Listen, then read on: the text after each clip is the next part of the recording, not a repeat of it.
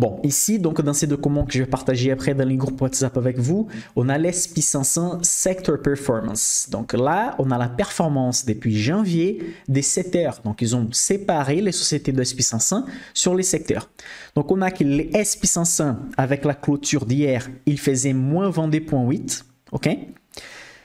Donc, la communication, moins 37, la consommation cyclique, moins 31, la consommation des bases, moins 11%. Est-ce que vous savez la différence des consommateurs? Ici, hein, vous pouvez voir, Consumer Discretionary et Consumer Staples. Quelle est la différence des consommations cycliques et des consommations des bases? Quelle est la différence? Vous pouvez donner des exemples des sociétés des consommations cycliques et des consommations des bases avant qu'on avance sur les sujets dans cette analyse. Qu'est-ce que c'est une société de consommation cyclique? Un type d'exemple des produits ou services de consommation cyclique.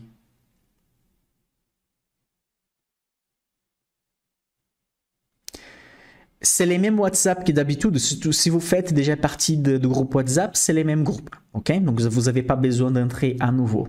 Okay? Et c'est que moi et mon équipe qui peuvent écrire dedans. Ça marche? Des bases, Danone, un bon exemple. Normalement, même pendant les crises, les gens ne vont pas arrêter d'acheter du yaourt, du lait, etc. Okay? Donc, on peut citer même des chaînes de supermarchés, Carrefour, Walmart, qui vont vendre des produits de base aussi. Okay? Consommation cyclique, on peut citer, c'est les classiques, la vente des voitures. Si les marchés vont bien, si les niveaux des consommations vont bien, les sociétés vont vendre beaucoup de voitures, etc. Pendant les ralentissements du marché, les sociétés vont vendre beaucoup moins de voitures. Normalement, comme c'est un bien de consommation assez cher, les gens vont laisser tomber l'idée d'échanger des voitures pendant les crises. Donc, ils vont commencer à consommer, acheter des voitures pendant les périodes que les marchés commencent à monter. Donc, on a la consommation des bases, tout ce qu'on a besoin pour manger, pour faire les nettoyages, la consommation qu'on a besoin pour vivre normalement. Et la consommation cyclique, c'est toute la consommation qui c'est pour se faire plaisir, c'est pour acheter quelque chose un peu plus cher, ou on peut pousser un peu l'achat. Okay?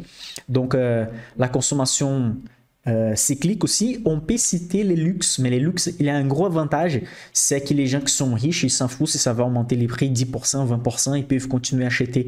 Donc, on dit que les luxes, c'est une aberration de la consommation cyclique, c'est une aberration de la consommation discrétionnaire, parce qu'en fait, peu importe les cycles de marché, les gens qui peuvent acheter des produits de luxe, ils vont continuer à les faire. Okay?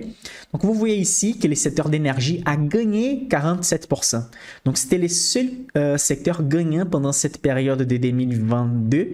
Mais avant d'aller sur votre courtier et commencer à acheter des sociétés d'énergie, je vous avance déjà que dans les recommandations, dans les noms des sociétés que je vais citer à la fin de la vidéo, il n'y a pas de sociétés d'énergie pure. C'est un secteur que je n'aime pas. Dans certains pays, ça a du sens. Ce sont rares les sociétés d'énergie vraiment profitables en Europe. Aux États-Unis, c'est un peu mieux. Sur les pays en développement, c'est encore mieux. Donc, plus développé un pays, normalement, on a moins de sociétés d'énergie qui sont vraiment des bonnes affaires dans la bourse.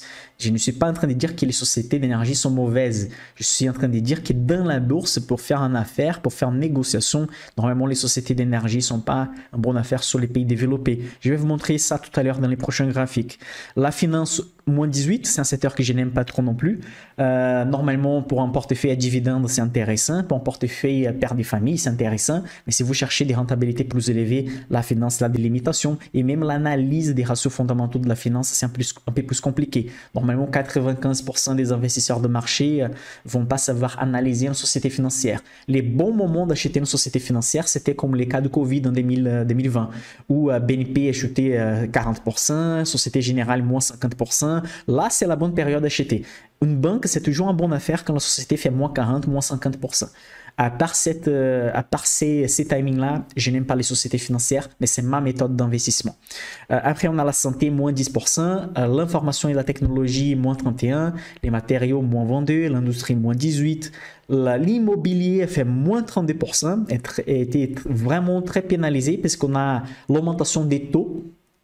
Donc, les emprunts sont plus chers surtout aux États-Unis. Et donc, ça pénalise aussi les marchés immobiliers. C'est pour ça que je préfère des sociétés immobilières qui sont plutôt dans les secteurs de luxe. J'ai une société dans mon portefeuille CTO, dans mon CTO, qui travaille dans les secteurs de luxe. Donc, elle peut se permettre de vendre des maisons encore plus chères sans être touchée par l'inflation. Et elle continue à faire les mêmes quantités de ventes parce que les acheteurs, comme j'avais dit, les luxe a un gros avantage. Et après, les utilités. Donc, OK, on a que pendant cette année, les secteurs de marché sont en baisse, sauf l'énergie.